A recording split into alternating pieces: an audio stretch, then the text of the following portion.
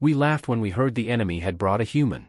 That laughter stopped the moment she took down our entire team without even breaking a sweat. I'm not saying we were arrogant, okay, yes, we were completely arrogant. But can you blame us? We were the Talric's tactical squad. 17 consecutive simulation victories. 17. In the Galactic Combat Academy, that kind of streak means scholarships, military contracts, and, most importantly, the freedom to strut around campus like we owned it. Well, we kind of did. I'm Ven, by the way, Ven Krillix. Communications specialist, strategic coordinator, and, if I'm honest, probably the only one with enough sense to realize when things are about to go catastrophically wrong. Spoiler, things were about to go catastrophically wrong. At that moment, standing in the staging area of Arena 7, watching my squad run through stretches and equipment checks, I had no idea our flawless record was about to be obliterated by a single human, who hadn't even bothered to arrive on time. Another easy sweep, announced Torvin, our squad leader. Torvin was a Quix, 7 feet tall, 4 arms, and armored so heavily that most species would need industrial tools just to make a dent. He was inspecting his plasma rifle, a weapon capable of piercing reinforced steel, and he looked utterly bored. Bored? That should have been my first warning. Did you see the roster? Elmera asked. She was our infiltration expert, a whisper among species, able to bend light around herself and move completely silently. Ideal for sneaking up on enemies and disrupting operations. Right now, she was visible, which meant she was feeling confident. Very confident. We were facing a mixed squad, 2 Venturi, 1 Clarkson, and, get this, a human. Torvin laughed. Actually laughed. The sound reverberated across the metallic walls of the staging area like distant thunder. A human in tactical combat. What could they possibly do? Talk us to death? Hurl primitive chemical weapons? The rest of the squad joined in. Rexic, our demolitions expert, was practically wheezing from laughter. Jenna, yes, a human-sounding name, though she was actually a Corvalli, which threw people off, was grinning with all 3 rows of teeth. Even I cracked a smile. Humans, come on. Everyone knew their reputation. They were a new species, having achieved faster-than-light travel only 40 cycles ago. They were enthusiastic, friendly, and competent in math and engineering, sure, but physical combat? Please. Humans came from a garden world, Earth, with moderate gravity, comfortable temperatures, ample water, and breathable air. Essentially, a vacation planet with sentient life. The galaxy had studied their records. Nothing remarkable. Average strength, average speed, average in almost everything, except stubbornness and their odd habit of forming emotional bonds with machines and animals. Attention, squads. The arena's artificial intelligence spoke, its voice precise and emotionless. Match begins in 5 minutes. Proceed to starting positions. Objective, capture the beacon at the center of the arena. All non-lethal weapons authorized. Medical team standing by. We moved together, coordinated and practiced, into the arena. Arena 7 was impressive, 3 levels, multiple entry points, obstacles ranging from energy barriers to solid walls, automated defense turrets ready to target anyone, and the glowing beacon perched on an elevated platform in the center. The objective was clear: secure the beacon and return it to our extraction point. Avoid serious injury. Weapons were set to stun, and medical nanites would handle anything severe. Across the arena, our opponents were already positioned. I spotted them through the helmet's enhanced vision: 2 Venturi, bird-like species with excellent aerial mobility, 1 Klaxon, large, slow, but resilient, and reportedly 1 human, though I couldn't see them yet, likely hiding, which was a smart move. Easy pickings, Torvin said over the squad channel. Rexic, take out their cover. Elmara, flank right.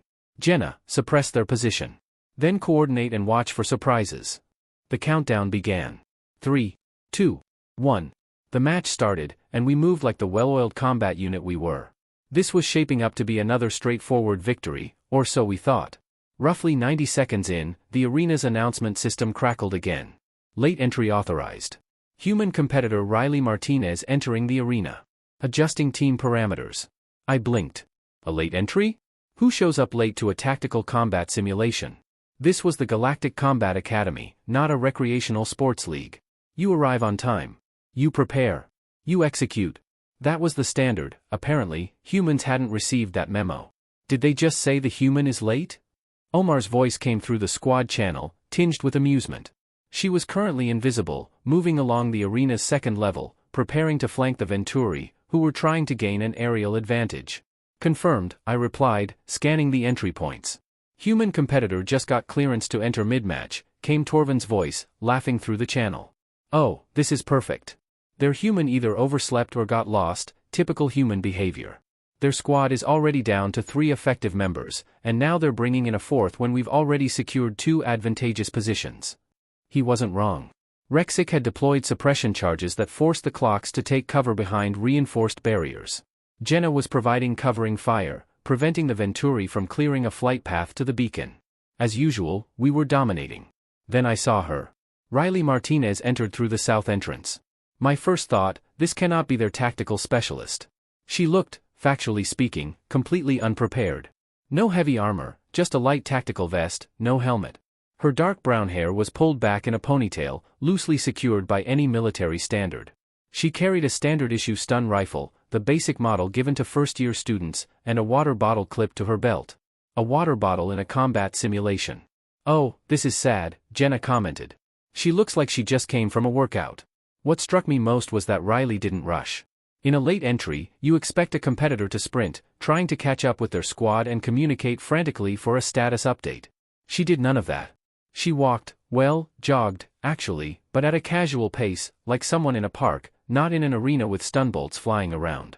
She tapped her communication device. I couldn't hear what she said, but one of the Venturi immediately adjusted flight patterns to cover her. So, at least some minimal coordination was happening. You seeing this? Torvin asked. Confirmed. Human has entered the arena.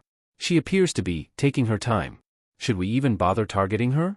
She looks like she'll eliminate herself just by tripping over something. That triggered another round of laughter from the squad. I had to admit, I smiled too. She genuinely didn't look threatening. Humans were smaller than most combat species.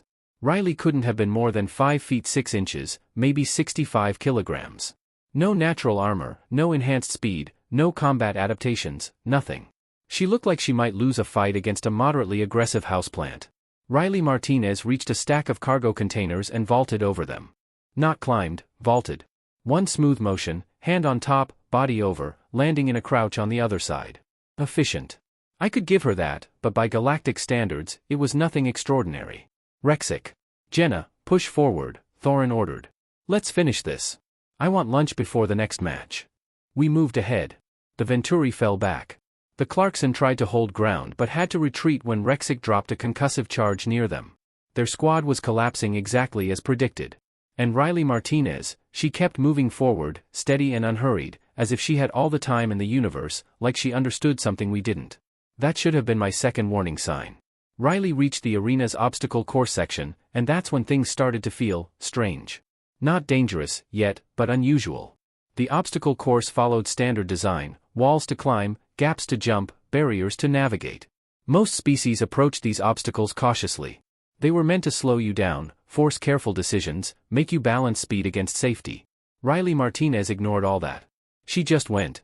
There was a wall, maybe 10 feet high, smooth surface meant to require handholds or equipment. She hit it at a full sprint. I honestly expected her to crash into it. Instead, she leapt, grabbed the top edge, and pulled herself over in one fluid motion. No hesitation. No tools. Just raw strength and momentum. Did she just? Elmara's voice trailed off. That wall is rated for species with climbing adaptations, I said, checking my data. Humans do not have climbing adaptations. Maybe she's augmented, Rexic suggested. Negative. Academy regulations. All competitors scanned at entry. No augmentations detected. Riley dropped down the other side, landed, and kept moving, not jogging now, running. And she was fast. Not Venturi fast. Not even Whisper fast. But faster than a human had any right to be. I glanced over her file quickly. Earth gravity, 9.8 meters per square second, standard. Atmospheric pressure, 101 kilopascals, also standard. Nothing in her planetary data suggested that its inhabitants could move like this. She approached a gap in the arena floor, roughly 12 feet wide, with a 20-foot drop to the safety net below. The standard procedure was either to use the mounted grapple line or go around. Riley Martinez did neither. She accelerated, hit the edge, and jumped. For a brief moment, she was airborne, arms extended forward, body stretched out. I found myself calculating the trajectory automatically. The numbers didn't make sense. Distance, force, timing, it all looked wrong. She shouldn't have made it. She was expected to fall short, hit the net, and lose 30 seconds climbing back up. Instead, she grabbed the opposite edge with her hands, absorbed the impact through her arms, swung her legs up, and rolled onto the platform. Okay, that was actually impressive, Janet admitted. That was reckless, Torvin countered. She got lucky. Luck runs out. But as I kept running the numbers, something didn't add up. That jump, the force, the impact absorption, humans weren't supposed to manage that. Not without injury, or at the very least, significant discomfort. The impact was strong enough that I could hear it through the arena's audio sensors. And she just kept moving. She finally raised her rifle. One of the Venturi had circled back, trying to get an angle on Rexic's position. Riley snapped her weapon up and fired 3 rapid shots. The Venturi tumbled from the air, stunned, caught by the arena's safety fields before hitting the ground. Lucky shots, Torvin said, but his tone carried less certainty this time. Riley moved again, heading straight toward our position, specifically the elevated walkway where Jenna had set up her suppression point. This was a problem. The walkway was defended, and Jenna was a Corvalli. Close combat was her domain, with 3 rows of teeth and reflexes fast enough to snatch insects midair. Jenna, you have incoming, I warned. I see her. Let her come. This will be quick, Jenna replied. Riley hit the stairs to the walkway at a full sprint. No tactical advance, no caution, just full speed. Jenna stepped out from cover, rifle raised, and fired center mass. It should have stopped the human immediately. Riley twisted. I don't know how else to describe it, her body bent in a way that seemed impossible. The stun bolt missed by inches. She closed the distance in maybe 2 seconds, which was far too fast, definitely too fast. Jenna moved to bring her rifle around for a point-blank shot. Riley reacted instantly, grabbing the barrel and yanking it aside. Then she did something that left the entire squad silent on the comms. She didn't attempt to grapple. She didn't try a disarm through technique or leverage. Riley Martinez, just 5 feet 6 inches and 65 kilograms, simply wrenched the rifle from Jenna's hands with raw strength. The weapon, built for species much stronger than humans, was effortlessly torn away. Jenna quickly switched to her specialty, close combat. She lunged forward, jaws open, claws ready. But Riley moved faster than expected, sidestepping and sweeping Jenna's legs out from under her in a blur so quick I had to replay it on my helmet recorder to even see it. Jenna hit the ground hard, and Riley was already moving past her. The entire encounter lasted maybe 5 seconds. Jenna status? Torvin barked. I'm stunned. What is she? She's a human from a garden world, Rexic replied, though uncertainty laced his tone. Right. That's what the file said. I pulled up Earth's classification again, Garden World, Class 7, Moderate everything. I stared at the designation, and for the first time, a cold knot formed in my stomach. Thorin, I said slowly, I think we might have a problem. We still outnumber them 3-2, and our positions are superior, he replied. That's not what I mean. I think Earth might be misclassified. Riley vaulted over a railing, dropped 15 feet to the lower level, landed in a roll, and immediately came up firing. Rexic, Elmara, converge on the human. Take her down, Torvin ordered. They moved to intercept, but Riley's reaction was effortless. She saw them approaching and smiled. Rexic advanced from the left, Ilara from the right, classic pincer maneuver executed perfectly. Rexic, built like a tank, carried enough firepower to level a small building. Ilara was precision and stealth, invisible until the strike landed. Together, they had wiped out entire squads before. One human should have been no challenge. Rexic fired first, unleashing a spread pattern designed to cover every angle. The target had no room to dodge. But Riley didn't move sideways. Instead, she propelled forward, dropping into a low slide, legs extended, gliding under the stun bolts like she had done it 1,000 times before. The arena's concrete floor should have shredded her legs, even through tactical pants. It didn't. She slid at least 10 feet, recovered in a run, and closed the distance to Rexic before he could reset his aim. Rexic, she's on you. I shouted. He didn't need the warning. He swung his rifle like a club, relying on his mass and strength. The rifle weighed maybe 30 pounds. Rexic could bench press a small vehicle. The swing should have sent Riley flying across the arena. Instead, she ducked under it, staying within reach, and punched him in the chest. I know how that sounds, a human striking a Rexic, a species with natural armor and bone density 3 times normal. It should have hurt her more than him, like hitting a wall. Yet Rexic staggered backward. What? He gasped over the comms. How did that actually hurt? Riley didn't give him a chance to recover. She kicked his knee, not the front, where the armor was thickest, but the side, the joint, and Rexic went down. She grabbed his rifle as he fell, twisted it from his grip, and swept his other leg. Rexic, 250 pounds of muscle and armor, hit the ground like a felled tree. She had stunned him using his own weapon. Elmara, now! Torvin shouted. Elmara had been moving into position the entire time, silent, invisible, perfect. She was 3 feet behind Riley, blade extended, ready to strike at the base of the human's neck. The best infiltrator of our year, she had never been detected before making contact. Riley spun and looked directly at her. Elmara froze. How can she see me? There's no way, I said, checking the sensor data. Light refraction is active. She's invisible. Then why was Riley looking right at her? Riley tilted her head, as if listening, and then smiled. My growing horror made me realize she wasn't looking at Elmara at all, she was listening. She was hearing her breathe, sensing movement in a way our equipment couldn't detect. Mara, move! I shouted. It was too late. Riley fired from the hip, 3 quick shots, tracking Elmara's movement despite her invisibility. The first missed, the second hit her shoulder, the third struck center mass. Elmara's light refraction failed, and she collapsed, stunned and fully visible. This is not possible, Jenna said. She had recovered from her earlier encounter and watched from a distance, wisely choosing not to re-engage. Humans don't have enhanced hearing. They don't have enhanced anything. I scrolled frantically through Earth's data files, searching for an explanation, and then I found it, a minor note buried in the environmental section. Earth classification updated, pending review. Possible reclassification from Class 7 Garden World to Class 12 Death World based on recent geological and biological surveys. Death World. Oh no. No, Torvin, I said, my voice higher than intended. Torvin, we need to extract, now. We still had the numerical advantage. It was only one human. One human from a death world. Earth is not a garden world. According to the file, it contains apex predators capable of crushing bones, weather systems that can level cities, and gravity 1.3 times the galactic standard. Humans evolved under constant high gravity, with predators hunting them and natural disasters threatening them, and they survived. She wasn't tired because humans have evolved endurance. She wasn't injured because humans have evolved pain tolerance. She could hear Ella approaching because humans are persistent predators who track prey by sound. Riley was moving toward the beacon while our remaining squad members backed away, not in tactical retreat, but like prey. She grabbed a piece of debris, a jagged chunk of concrete from one of Rex's explosive charges, maybe 20 pounds. She focused on one of the automated defense turrets tracking her, calculated an angle, and threw the rock. The rock struck the turret dead center, cracking its reinforced casing. Sparks flew, and the turret went offline. Did she just destroy a turret with a rock? Rexic asked weakly from his position on the ground. Humans have throwing evolution, I said, reading from the file. Shoulder joints adapted for high-velocity projectile launching. Ancestors hunted with rocks and spears, achieving extraordinary speeds. The Venturi, stunned earlier, had recovered. Big mistake. He tried to fly past Riley to reach the squad's extraction point. Riley tracked him, jumped, grabbed his leg mid-flight, and used her body weight to drag him down. They hit the ground together.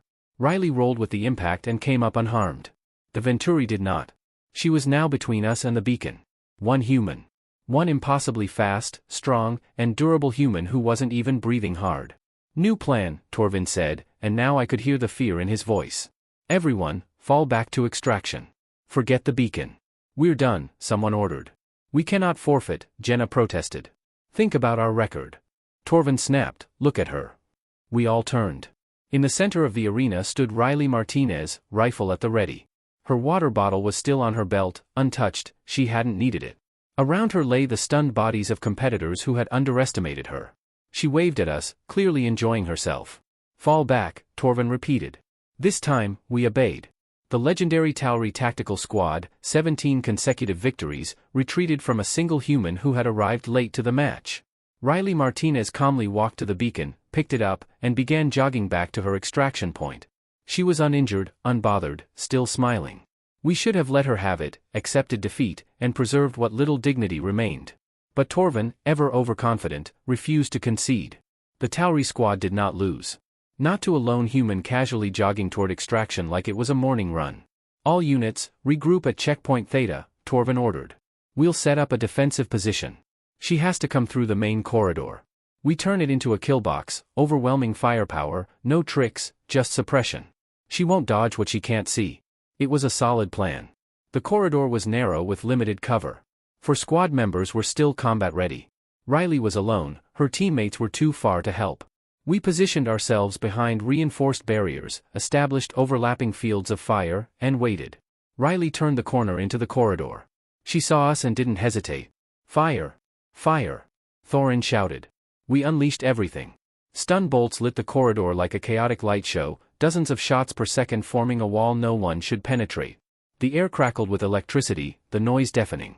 Riley ran straight into it. She zigzagged, slid, twisted her body in ways that seemed impossible. Bolts passed so close I could see her hair move from the displaced air. One bolt glanced off her shoulder, enough to stagger her, not stop her. She shook it off and kept moving. She took a direct hit and kept going. Center mass. Aim for center mass. Jenna shouted. Rexic barked orders.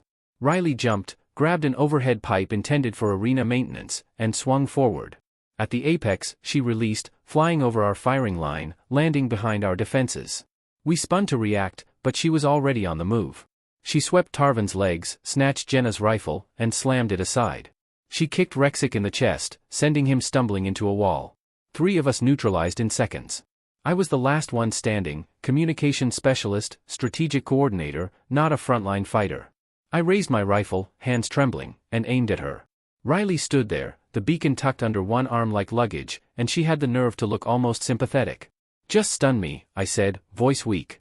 Please, just get it over with. She nodded, aimed, and fired. Darkness swallowed me. 30 seconds later, the arena's medical nanites revived me, but Riley Martinez was gone. I sat up, dizzy, and checked the match timer, 7 minutes and 42 seconds. 7 minutes and 42 seconds. Our matches usually lasted 15 to 20 minutes. She had cut that in half, while arriving late.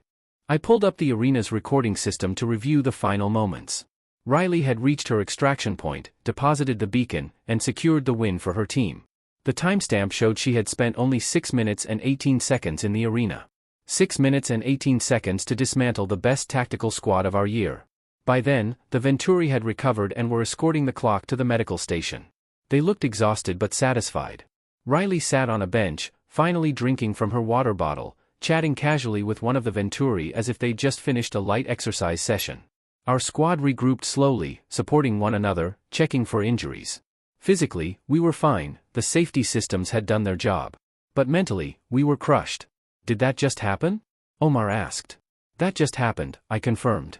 But how? She's only one human. I opened Earth's file again, reading the updated classification.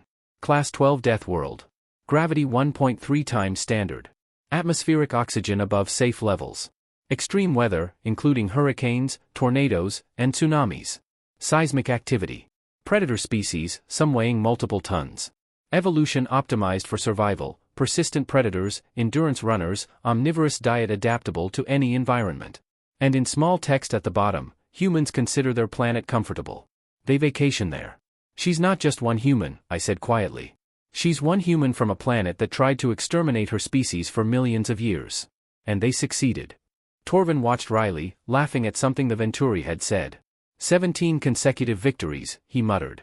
17, 18 would have been nice, Rexic added. Riley noticed our gaze. She raised her water bottle in a casual salute, still smiling. We did not salute back. We just stood there, for members of the formerly undefeated Tauri tactical squad, learning a critical lesson about the galaxy: never underestimate a species that calls a death world home. The debriefing room remained silent. Painfully, awkwardly silent. Our instructor, a veteran Koran named Havix, who had seen real combat in 3 separate conflicts, stood at the front of the room with his arms crossed. He had watched the entire match. He had observed everything. The expression on his face was a mix of disappointment and amusement, somehow worse than mere disappointment. Havix began, his voice gravelly and tired. The Tauri tactical squad, 17 consecutive victories, scholarships pending, military contracts in negotiation. You had an impressive record. Torin stared at the floor. El Mara examined her hands as if they held the secrets of the universe. Jenna remained unnaturally still. Rexic looked like he was reconsidering every choice that had brought him to this moment. I sat silently, replaying the match in my mind, trying to pinpoint exactly where things had gone wrong. Havix continued, past tense. Because today, you were completely dismantled by a single human who arrived 6 minutes late, wore no heavy armor, carried only basic equipment, and treated your defensive positions as mere suggestions rather than tactical advantages. Sir, Torin started, but Havix raised one hand to stop him. I'm not finished. Do you know your problem? Your problem was arrogance combined with ignorance. That is always a fatal combination. You saw a classification garden world and assumed it meant weak. You saw a human, small by galactic standards, and assumed harmless. You didn't do your research. You didn't ask questions. You assumed victory. He activated a holographic display, showing Earth slowly rotating in the center of the room. Continents and oceans turned beneath swirling weather patterns. From space, it looked peaceful, pleasant, even. Class 12 Deathworld, Havoc said, recently reclassified. Do you understand what that means? Earth has environmental hazards that would kill most galactic species within days.